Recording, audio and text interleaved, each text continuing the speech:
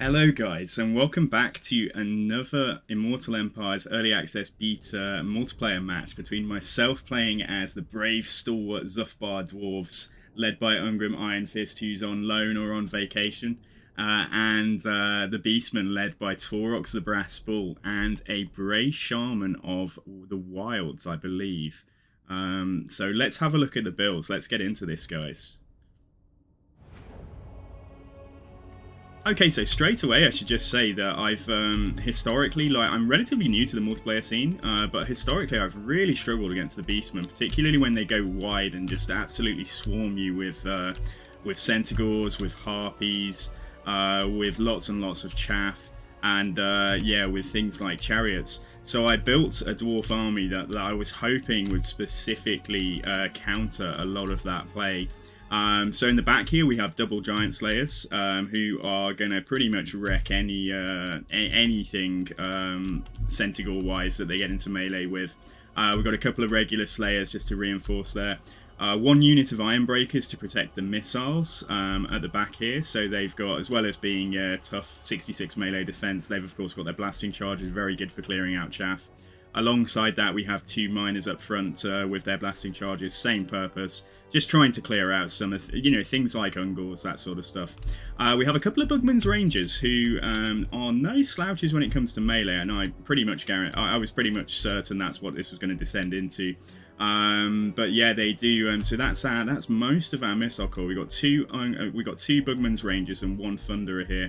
And the Bugman's Rangers do also bring that liquid fortification that don't know if they have to be in no, they don't have to be in melee. So they just get healing. So if they don't lose entities, then there's a good chance that the entities that have taken damage will heal up. We have a single Thunderer here that I'm just hoping I can get onto either a chariots or single entities or even the Minotaurs that I can see in the distance there. And then all of this stuff, including my hero core. So we have the brave.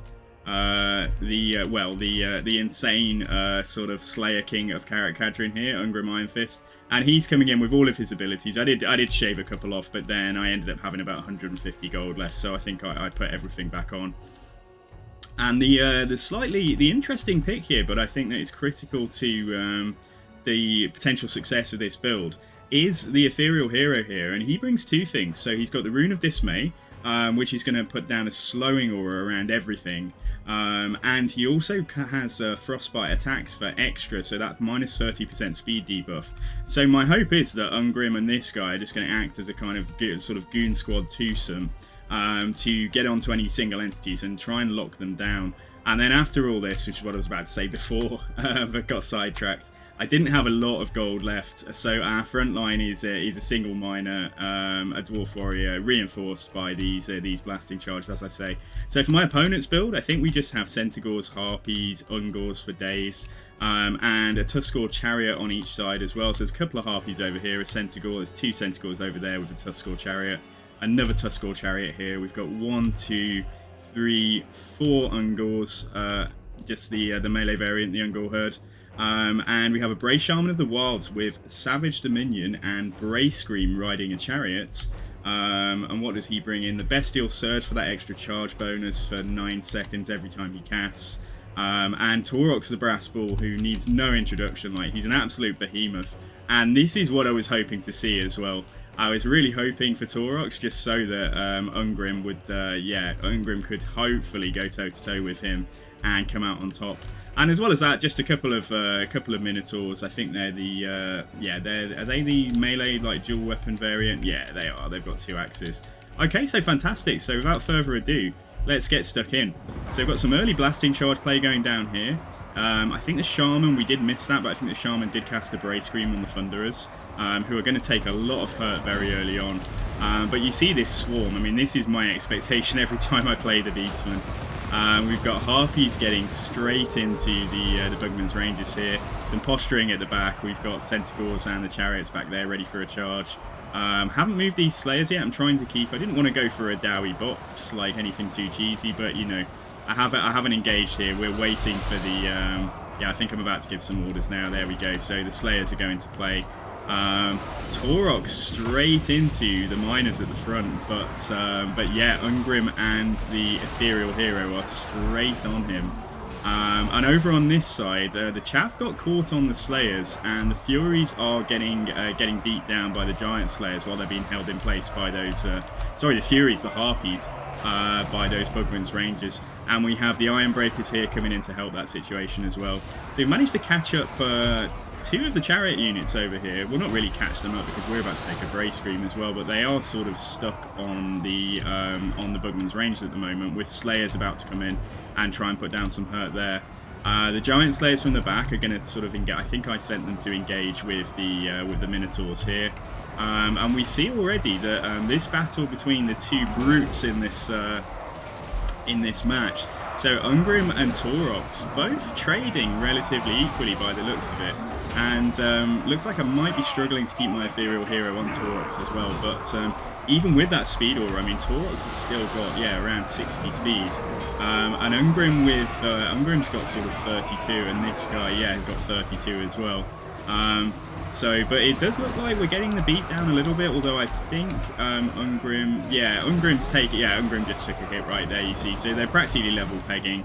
That is a very important fight for the outcome of this battle, and I think Ungrim just took another hit there.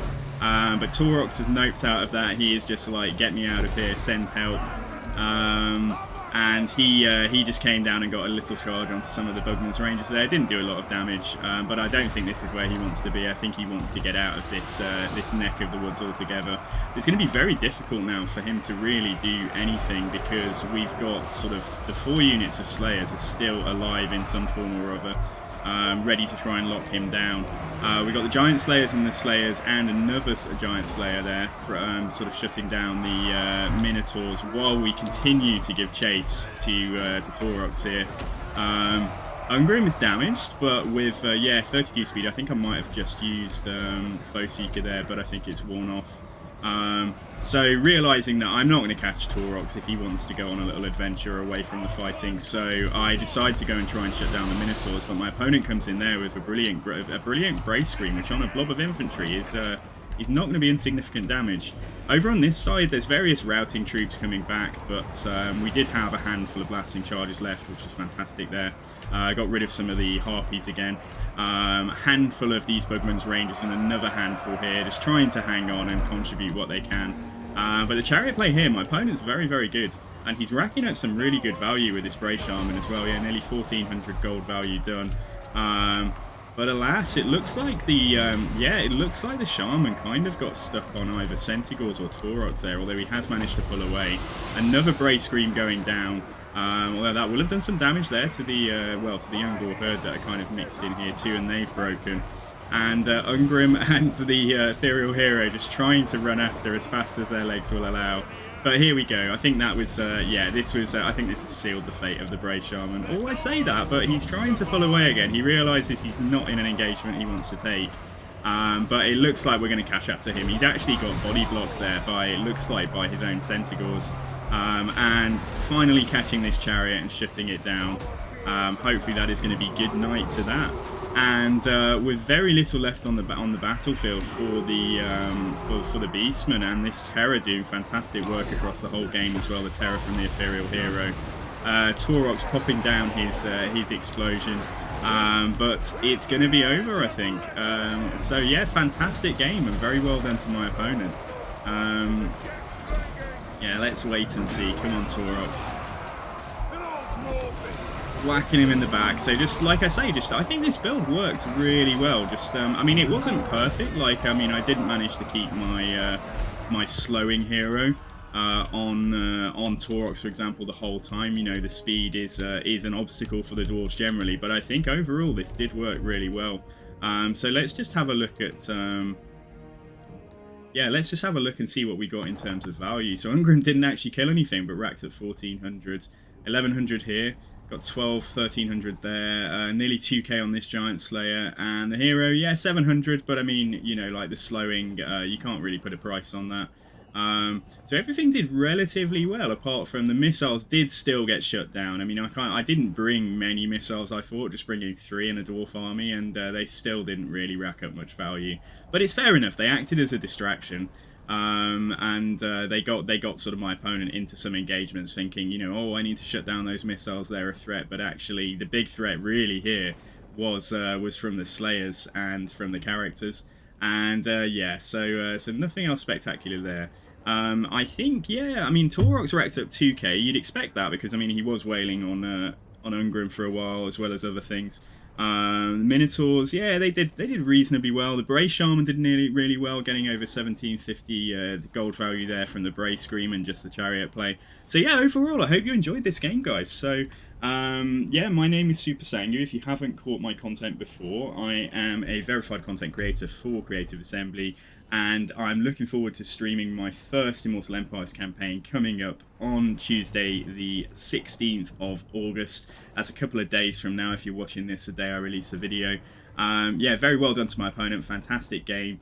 And for more content like this, please subscribe to me on YouTube, and you can watch my streams over on Twitch at twitch.tv/supersangu.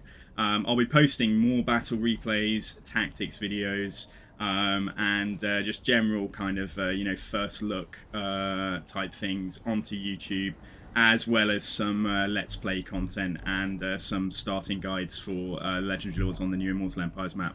So thanks guys, thanks for tuning in, take care, and I will catch you next time. Have a good one, bye bye.